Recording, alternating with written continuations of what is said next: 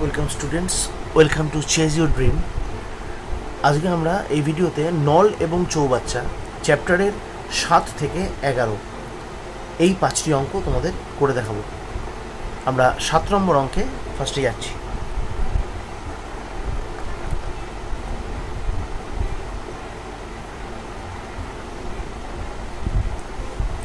আচ্ছা, 7 নম্বর অঙ্কে বলেছে এ এবং বি নল একত্রে একটি খালি চৌবাচ্চা 12 মিনিটে পূর্ণ করে, কিন্তু এ নল একা খালি অবস্থায় চৌবাচ্চাটি 15 মিনিটে পূর্ণ করে। বি নলটি চৌবাচ্চাটি পূর্ণ করতে কতক্ষণ লাগবে?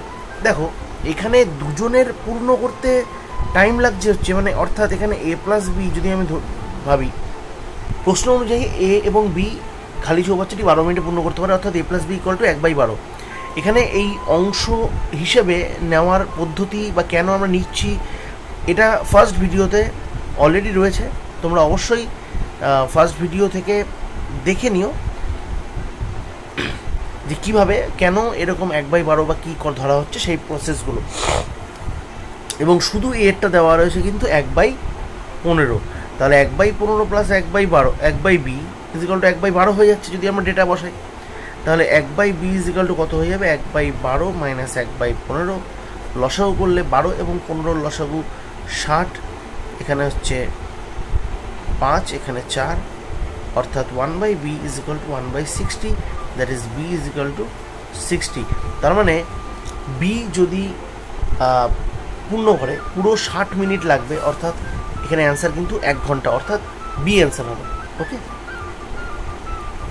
আমরা নেক্সট অঙ্কে চলে যাচ্ছি। 8 নম্বর অঙ্কে, একটি খালি চৌবাচ্চা একটি নল দিয়ে 10 ঘন্টায় পূর্ণ করে।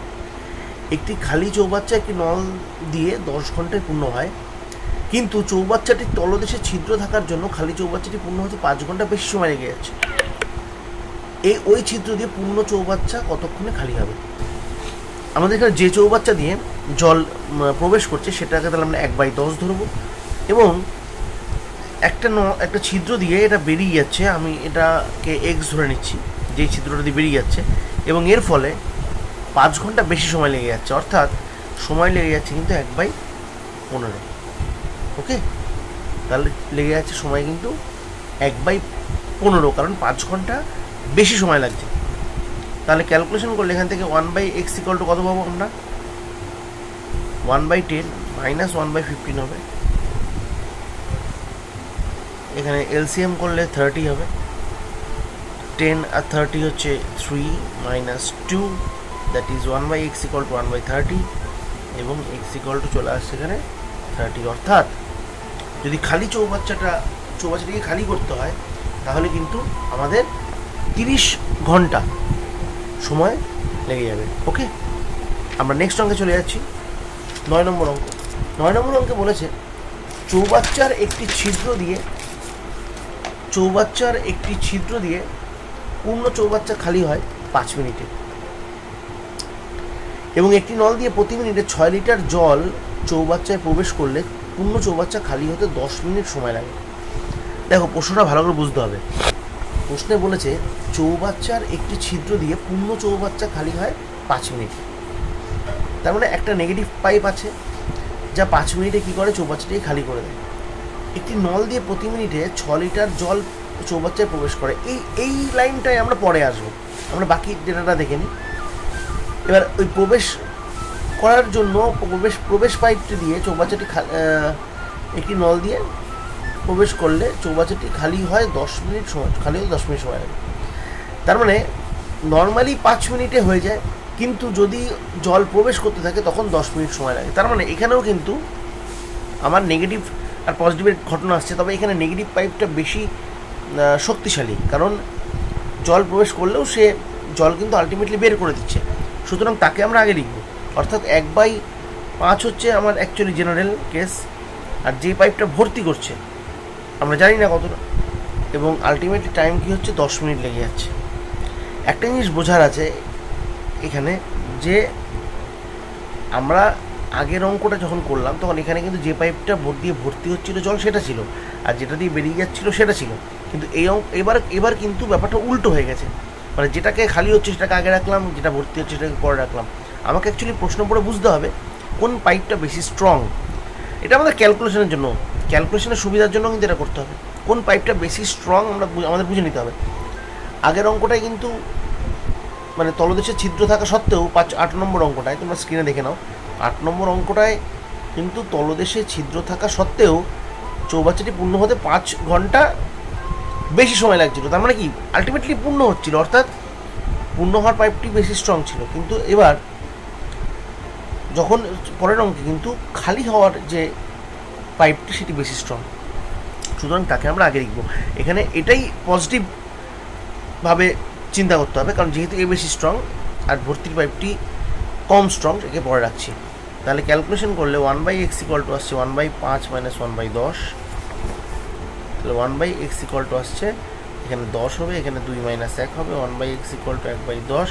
That means x = 10। অর্থাৎ যে পাইপটি ভর্তি করে সেই পাইপটি কিন্তু 10 মিনিট সময় নেবে, 10 মিনিট সময় নেবে ভর্তি করতে। ঠিক আছে, এবার আমরা দেখতে পাচ্ছি একটি নল দিয়ে প্রতি মিনিটে 6 লিটার জল ঢোকে। তাহলে প্রতি মিনিটে যদি 1 মিনিটে 6 লিটার ঢোকে, 1 মিনিটে যদি 6 লিটার ঢোকে, 10 মিনিটে কতটা ঢুকবে?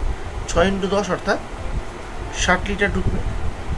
তাহলে এটাই জানতে চেয়েছিল চৌবাচ্চাটিতে কত লিটার জল ধরে, দ্যাট ইজ 60 লিটার।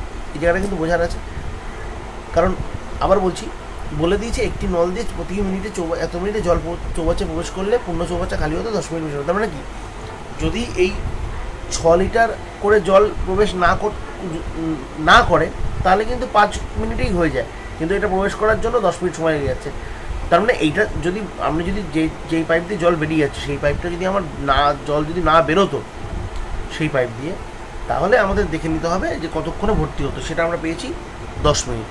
এবং এখানে কিন্তু তাহলে 1 মিনিটে যদি 6 লিটার ঢোকে, 10 মিনিটে কিন্তু তাহলে 6 × 10 অর্থাৎ 60 লিটার ঢুকে যাবে।